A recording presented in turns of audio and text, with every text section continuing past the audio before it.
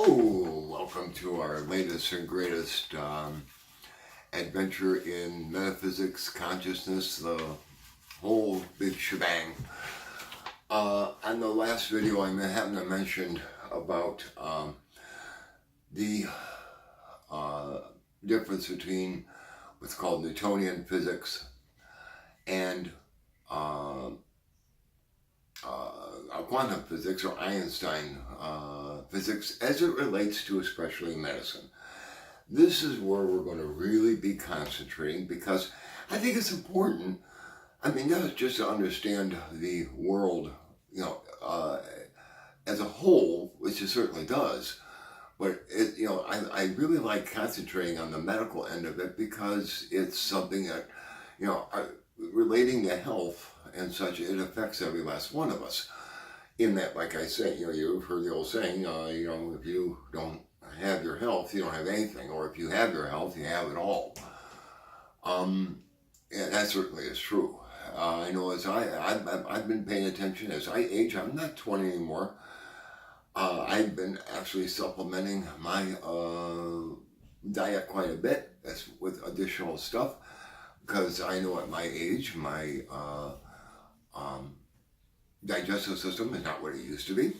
When in its youth, my youth, it was when it was full of vim and vigor. It does as you age, it does become less efficient, and so many of the problems that older people experience is well, it can be because of what they eat, but it's more so because they don't get out of their food what they should get or what they used to.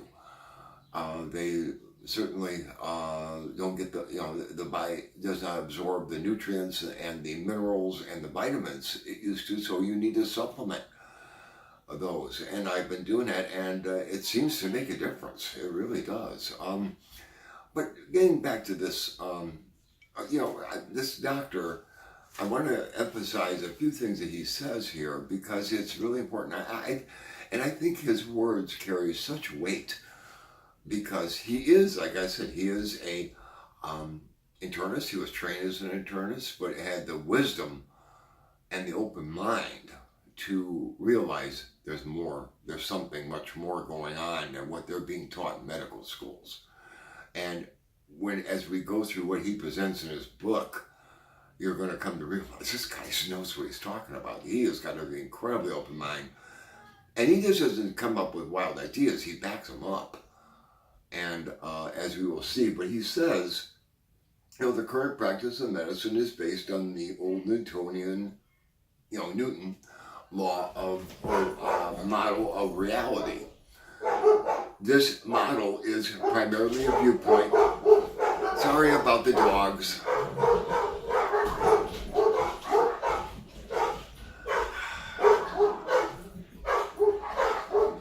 This model is, I am really sorry. This model is primarily a viewpoint which sees the world as an intricate mechanism. Don't get me wrong, it is. Okay? The world is very much an intricate mechanism. It's not wrong in that regard. Okay? Doctors conceptualize the body as a grand machine which is controlled by the brain and peripheral nervous system. It certainly is. This is not wrong. But the thing is, there's so much more. And that's what we're after here. But are human beings just really glorified machines? Or are they complex biological mechanisms which are a dynamic interplay with a series of interpenetrating vital energy fields, the so-called ghost in the machine? This is an introduction to this viewpoint of healing that encompasses an involving picture of matter as an expression of energy. This is called vibrational medicine. Now, one thing he doesn't say here, he hasn't said it yet, but maybe he will, is up until the time of, back, I would say around 1900, much of medicine, they considered there was a what they called a life force. That's what it was called. Almost like "May the Force be with you." Something Star Wars or Star Wars may be much more onto it than anything. May the Force be with you. That means there's a lot of evidence this really exists. And medicine actually acknowledged it until it got so scientific it said, oh, pfft. But the thing is, they can't prove it. They can't, if it's, this is where science falls down on its face, I might add. In that when it is something it can't explain or measure, they say, oh, it can't be. How wrong that is. We don't have the technology or the knowledge to measure such a thing. Yeah. This Einstein paradigm, as applied to vibrational medicine, sees human beings as complex energy fields, which we certainly are. You have electronics and magnetism, and your heartbeat. It's all driven by electric forces. Every muscle you move is done through electricity. Anyway, that were complex fields that interface with physical and cellular systems.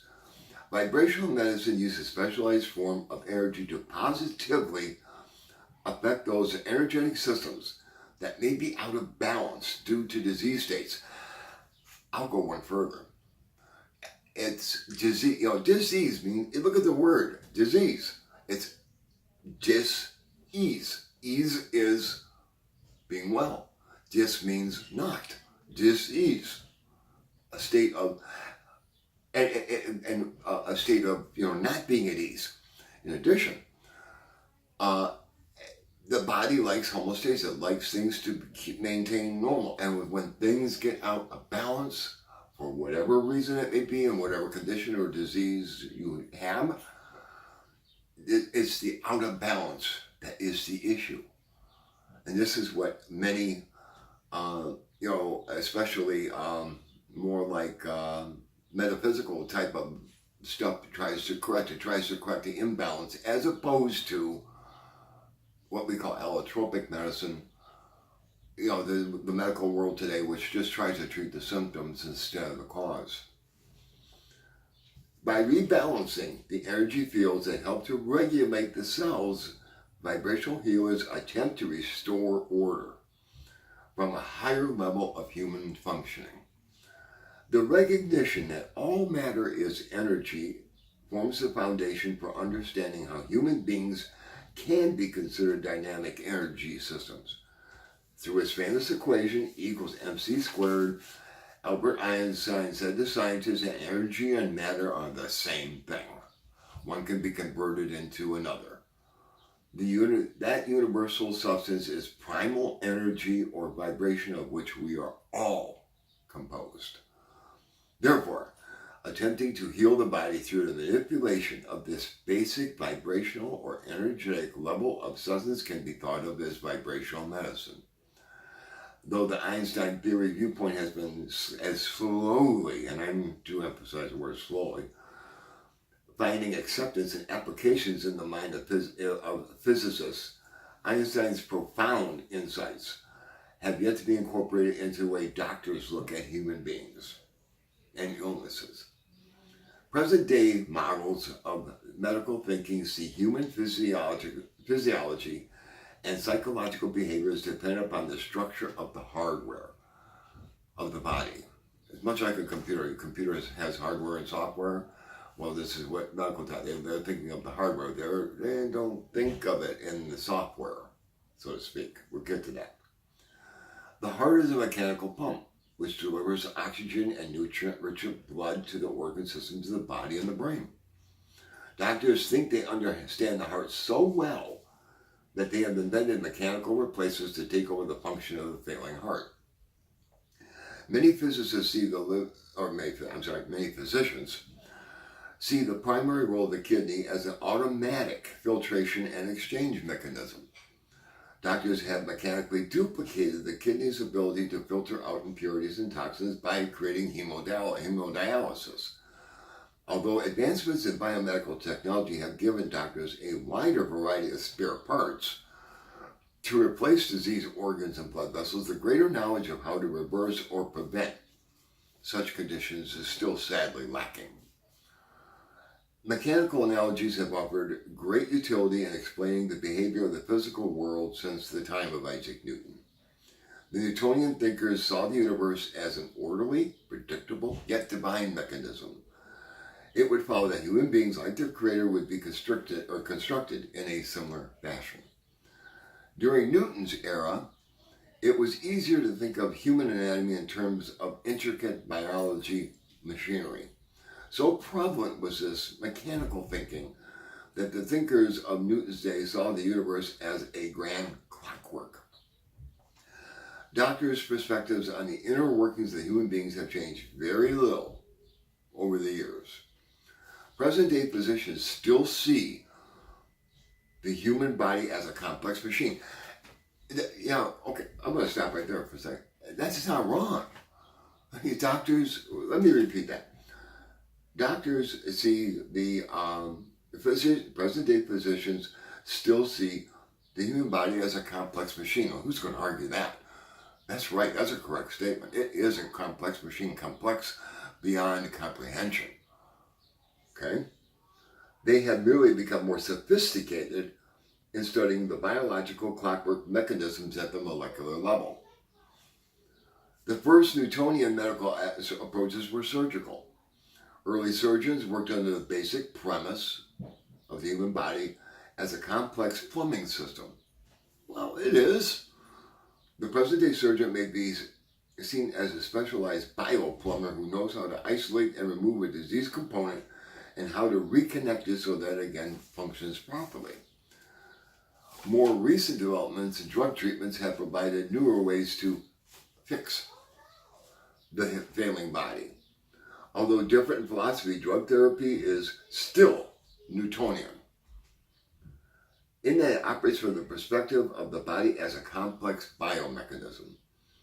Instead of using knives as in surgery, doctors use drugs to deliver magic bullets to the appropriately targeted tissue of the body. Different drugs are employed to, do whatever according to the medical need. Advances in molecular biology have allowed magic bullets to be targeted with improved, specificity. I can't say that word. Targeting. In the hopes of creating drugs with greater efficacy and less overall toxicity to the body. Although both pharmacological and surgical approaches have provided significant strides in the treatment and diagnosis of human illness, both still subscribe to the Newtonian view of the body as a mechanism and nothing more. And that's what we're going to get into. The Newtonian mechanistic viewpoint of life is only an approximation, or it's half the picture. Look at it that way, it's half the picture, if that much.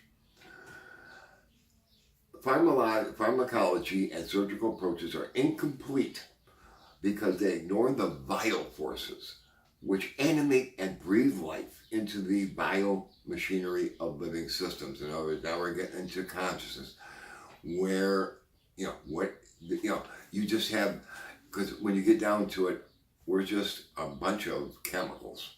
Where does this life come from? Where does this essence, this consciousness come from? In a machine, the underlying principle of the function is that the whole can be predicted by the sum of its parts. However, humans, unlike machines, are more than the summation of a pile of combined chemicals. All organisms are dependent on a subtle vital force which creates synergism via a unique structured organization of molecular components. Because of this synergism, the living whole is greater than the sum of the parts. The vital force creates order in living systems and constantly rebuilds and renews the cellular vehicle of expression. When the life force leaves the body at death, the physical mechanism is slowly degraded into a bunch of chemicals.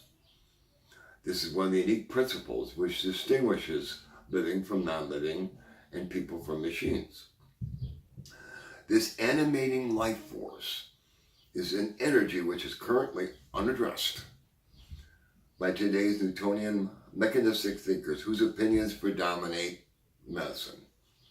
These subtle forces are not dealt with or discussed by physicians because there's no currently acceptable scientific models which explain their existence and function. Scientists' current inability to deal with the vital forces animating the human frame is partly due to the conflict between Eastern and Western belief systems that occurred many years ago. This difference in worldviews is actually a deeper sign of the schism between religion and science that took place thousands of years ago. The application of the Newtonian model to explain the workings of the human body was a reflection of scientists' attempt to take human function out of the realm of the divine and into the mechanistic world they could understand and manipulate. The mechanization of the human body represented a further movement away from religious explanations of the mystical forces that moved humans through life and just as mysteriously into sickness and death. I have to sink in. There's pretty heavy thinking. And I think, if you think about it, a great deal of truth to it. Present-day medical views are deeply entrenched within a Newtonian worldview which is hundreds of years old. The Newtonian model has been important in assisting mechanical and theoretical advancements in the era of the Industrial Revolution. However, this model was eventually found to be plagued with many shortcomings as physicists gained more experience into the phenomena of electricity and magnetism. The Newtonian world view simply lacks an adequate explanation for the role of vital forces that exist in living systems.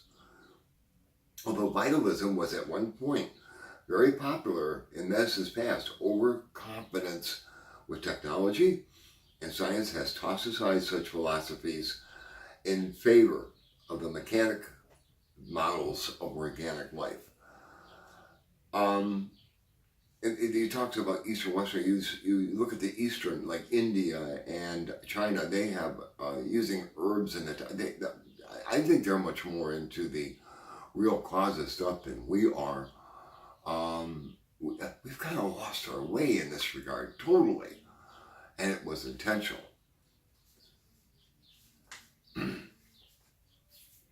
The Newtonian view is based upon the early models of mechanistic behavior that were derived from the observation of nature. Acceleration and gravity were analyzed by Newton by the falling apple. He applied mathematics to his observations and came up with laws of motion to describe what he had seen. These early Newtonian laws enabled scientists to make predictions on the way mechanical systems would behave. For its time, it was quite advanced. Through his development of calculus, Newton gave scientists a tool for probing the observable universe. This led to new directions in scientific discovery and enabled the creation of many inventions which have since helped and improved life for humanity. But Newton's laws dealt with the force of gravity as it acted upon moving bodies in Earth's gravitational field. His models were unable to explain the properties and behavior of electricity and magnetism. Eventually, new models of the universe had to be found to accommodate these curious energetic phenomena. Scientists are again beginning to discover forces that do not fit into the conventional Newtonian theory of reality. Although not acknowledged as such by scientists, the energies of the life force are being studied by various researchers who recognize their vital importance to living systems. Unfortunately, the majority of the biological researchers and physicians are still working from a Newtonian model of living systems in which the human body, make sure I got that right, in which the human body is still seen as a cellular mechanism. Researchers do not yet recognize the primary role of vital life energies that animate the body. Although medicine has increased its sophistication by focusing on cellular interactions at the molecular level, physiologic models are based strictly on the behavior of dense physical matter. These models exclude the contributions of bioenergetic fields, which influence cellular patterns of growth and physical expression. There's a new breed of physician that is evolving who seeks to understand the functioning of human beings from the revolutionary view of matter as energy. These spiritual scientists look to the body as an instructional model by which we can begin to understand not only ourselves but also the inner workings of nature and the secrets of the universe. By recognizing and realizing humans are beings of energy, one can begin to comprehend new ways of viewing health and illness. This new Einstein viewpoint will not only give future doctors a unique perspective on the causes of disease, but also more effective ways by which human beings can be healed. Instead of conventional drug and surgical approaches, vibrational medicine attempts to treat people with pure energy. This theoretical perspective is based upon the understanding that the molecular arrangement of the physical body is actually a complex network of interwoven electric or energy fields. Let me repeat that. It's based upon the understanding that the molecular arrangement of the physical body is actually a complex network of interwoven energy fields. This energetic network, which represents the physical cellular framework, is organized and nourished by a subtle energy systems which coordinate the life force with the body. There is a hierarchy of subtle energetic systems which coordinate things such as hormones as well as the cellular structure within the physical body. It is primarily from these subtle levels that health and illness originate. These unique energy systems are powerfully affected by our emotions and our level of spiritual balance as well as nutritional and environmental factors. These subtle energies influence cellular patterns of growth in both positive and negative ways. Conventional medical wisdom is misguided by the notion that one can cure all illnesses by physically repairing or eliminating abnormal cellular systems. Through drugs and surgery, doctors try to reroute dysfunctional components, such as clogged arteries, much like as a high-tech plumber might try to fix a clogged drain. They use chemicals that increase blood flow past collectible blockages, and when that fails, they'll use a balloon plunger or even a laser beam to blast away the debris. Angioplasty. More commonly, a new pipe is carefully stitched into place to bypass a clogged artery. The key to treating such recurring conditions of disease may not lie in simple, quick fix physical solutions, but in the realm of patternizing the organizing energy fields which direct the cellular expression of dysfunction. There is an aspect of human physiology that physicians don't understand and only barely will admit. This dimension of human physiology is the domain of spirit as it relates to the physical body. The spiritual dimension is the energetic basis of all life, because it is the energy of spirit which animates the physical framework. The unseen connection between physical body and soul forces of spirit holds the key to understand the inner relationship between matter and energy. When scientists begin to comprehend the true relationship between matter and energy, they will come closer to understanding the relationship between humanity and God. The evolving field of science will bring humankind to this new level of understanding as vibrational medicine. It attempts to heal illness and transform human consciousness by working with the energetic patterns that guide the physical expression of life. We will eventually discover that here we go. Fasten your seatbelt. We will eventually discover that consciousness itself is a kind of energy that is integrally related to the cellular expression of the physical body. As such, consciousness participates in the continuous creation of either health or illness. Vibrational medicine, as the science of the future, may contain clues which will help doctors solve the mystery of why some people remain healthy and others are in a continuous state of disease. When physicians come to better understand the deeper interrelationship between body, mind, and spirit, and the natural laws guiding their manifestation upon our planet, there will be truly holistic medicine. We are indeed a microcosm within a macrocosm. As Oriental philosophers have long understood, some of the most ancient philosophies are the most true. I think they had it right. The principles seen within the microcosm often reflect larger principles governing the macrocosm. In other words, they're one and the same, which we're going to get into on the next video. Patterns of order within nature repeat themselves at many levels. If you can make sense of universal laws as they are expressed in matter at the micro level, then it becomes easier to make sense of the cosmic whole. When humans truly understand the physical and energetic structures of their minds and bodies, they will be that much closer to comprehending the nature of the universe and the forces of creation which link them with God or whatever supreme being that you want to believe in. This is heavy duty, folks. Just think about it.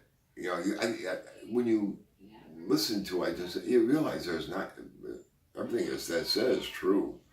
And I'm not condemning. Please, I'm not condemning in any way, shape, or form current medicine. They're doing a wonderful job with what they have, but they're only operating with half of the picture. And I think it's going to take some doing for them. I wonder another 100, 200 years if it will finally wise up, so to speak. I don't know. But we're going to start getting into much of the stuff that he talks about, the energetic fields and the life force. And then we're going to discuss how that is.